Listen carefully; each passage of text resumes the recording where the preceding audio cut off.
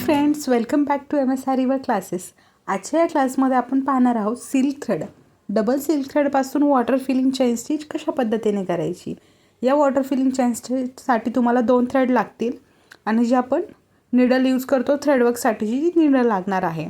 आता इथे double thread घेतला आहे. हा तुम्ही सेम कलरमध्ये पण घेऊ शकता आणि डिफरंट पण. जर तुम्ही सुरुवातीला स्टार्ट करताय वॉटर फिलिंगसाठी तर तुम्हाला इथं विदाऊट घ्यायचं आहे, म्हणजे 2 वेगवेगळ्या कलरचे धागे घ्यायचे आहेत, जेणेकरून तुमचा सपोज एक धागा खाली तुटला तर दुसरा धागा ओळखायला येईल तुम्हाला. दोन्ही सेम कलरचे घेतले तर थोडं कन्फ्युजन होऊ शकतं. आता इथे 2 धागे एकत्र पकडून त्यांना गाठ द्यायची. गाठ दिल्याच्या नंतर आपण इथे वॉटर फिलिंग मार्किंग करून घेणार आहोत. सर्वात अगोदर तर एक लाईन ड्रॉ करायची आहे. लाईन ड्रॉ केल्याच्या नंतर वॉटर फिलिंग याच्यावरती मार्किंग करायची.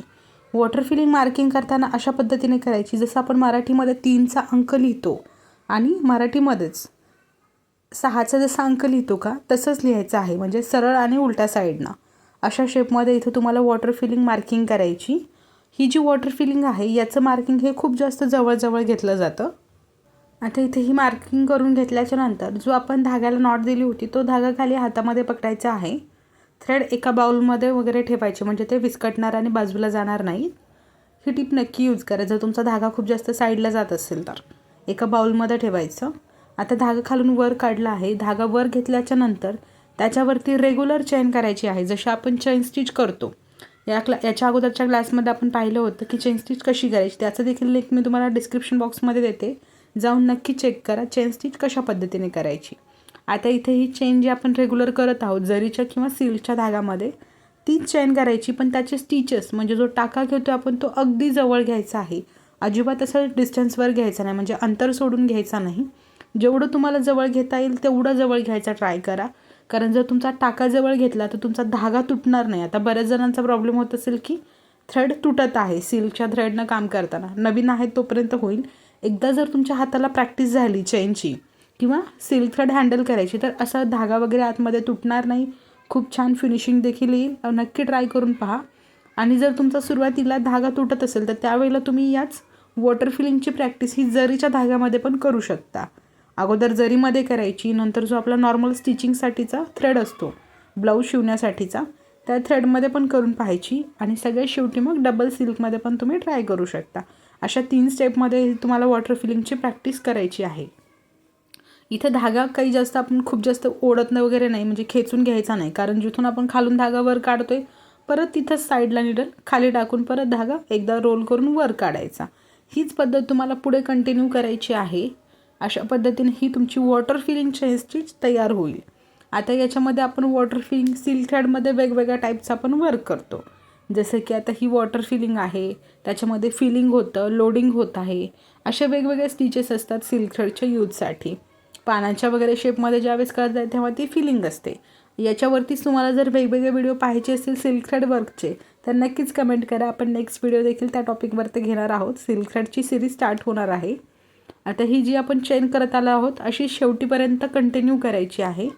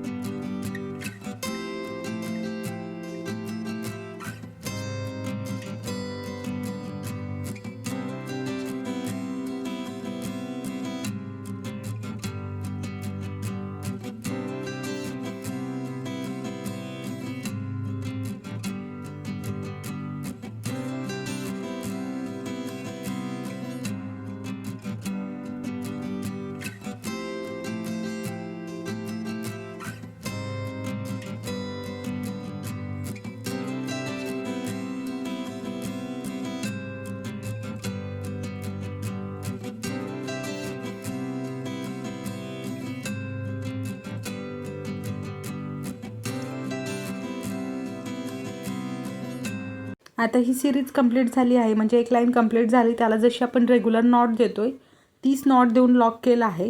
त्याच्यानंतर आता हीच वॉटर फिलिंग आपण एका डिझाईनमध्ये करू. त्याच्यासाठी इथं शेप घेतलेला आहे मार्किंग करून. हे तुम्ही कुठल्याही आकारामध्ये घेऊ शकता, असं नाही की फक्त याच्यामध्येच. पण इथं आपण एका लाईनमध्ये वॉटर फिलिंग केली होती अगोदर. आता तीच केलेली वॉटर फिलिंग आपण एका शेपमध्ये पूर्ण भरून घेणार आहोत. आता त्याच्यासाठी देखील तुम्ही इथे पेन्सिलचा यूज करू शकता. पेन्सिलच्या सहाय्यानेच आता हा जो शेप घेतला आहे तो छोटे छोटे आकार घ्यायचे त्याच्यामध्ये. आता हे तुम्ही याच्यापेक्षाही जवळ घेऊ शकता. आपण आता नवीन स्टार्टिंग बिगिनरसाठीचा हा व्हिडिओ घेत आहोत. त्याच्यासाठी आपण थोडे मोठे स्टिचेस घेतो आहे. आतमध्ये पूर्ण अशी वॉटर फिलिंग ड्रॉईंग करायची. आतमध्ये वॉटर फिलिंग ड्रॉईंग झाल्यानंतर परत त्याच्यावरती पण सेम थ्रेडनं असे स्टिचेस घ्यायचे आहेत. पण हे स्टिचेस आता जवळजवळ येतील कारण आपल्या लाईन खूप छोट्या छोट्या घेतलेल्या आहेत. पाहू शकता आतमध्ये जिथं पण गॅप दिसतोय तिथं हेच सगळं मार्किंग करून घ्यायचं आहे. या वॉटर फिलिंगचा यूजच अशासाठी होतो, तुमचं कुठलंही सपोज तुम्ही वर्क वगैरे केलं आहे, त्या वर्कमध्ये जर सपोज डिस्टन्स राहिला, म्हणजे गॅप राहत आहे तुमच्या केलेल्या वर्कमध्ये, जागा शिल्लक दिसते, मग आता त्या राहिलेल्या जागेमध्ये काय करायचं? तुम्ही तिथं स्टोन वगैरे पण लावायची इच्छा वगैरे नाही किंवा आवडत नसेल खूप जास्त वर्क, तर मग त्यावेळेला जो राहिलेली जागा असते ती जागा कशी कवर करायची? त्या राहिलेल्या जागेमध्ये तुम्ही हे असं वेली टाईप, एक वेलीची आपण सगळ्यात सोप्या भाषेमध्ये म्हटलं तर तुम्ही जसं वेलीची वगैरे आपण डिझाईन करतो त्या टाईपमध्येच हे आहे की ही जर तुम्ही तिथं चेन केली तर ते राहिलेला स्पेस तुमचा पूर्ण असा भरून दिसेल, जागा कमी दिसणार नाही. त्यावेळेला पण थ्रेड तुम्हाला सेम कलरचे आहे, तिथं डिफरंट कलर घ्यायचा नाही. ब्लाऊजवर जर करत असाल तुम्ही तर त्यावेळेला सेम कलर घ्यायचा, कुठलाही थ्रेड घ्या तुम्ही त्याच्यामध्ये सेम कलर यूज करायचा आणि या वॉटर फिलिंगनं राहिलेला स्पेस जो असेल तो तुमचा पूर्ण कवर करायचा आहे. आता खाली केलेली चेन आपण आता वरती पण करत आहोत, सेम चेन आहे, वेगळं काही नाही यामध्ये.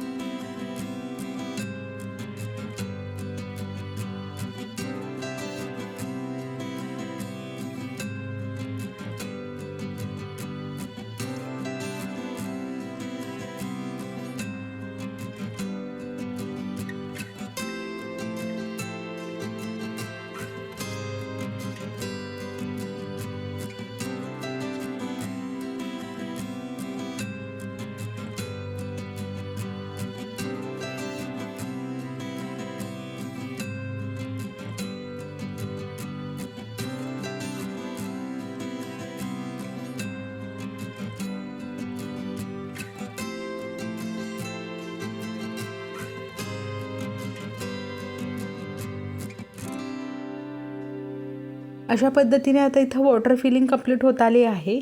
आपण वॉटर फिलिंग आतमध्ये गेली आणि त्याच्या साईडने देखील त्याच धाग्याने आउटलाईन घेतली आहे. आउटलाईन झाल्याच्या नंतर हा तुमचं वॉटर फिलिंगचं वर्क कंप्लीट झाला आहे. कसा वाटला व्हिडिओ नक्की कमेंट करून सांगा. व्हिडिओ आवडला असेल व्हिडिओला लाईक करा, चॅनलला सबस्क्राईब करा आणि हा व्हिडिओ जर तुमच्या नवीन शिकणाऱ्या मैत्रिणींना देखील शेअर करा. बाय.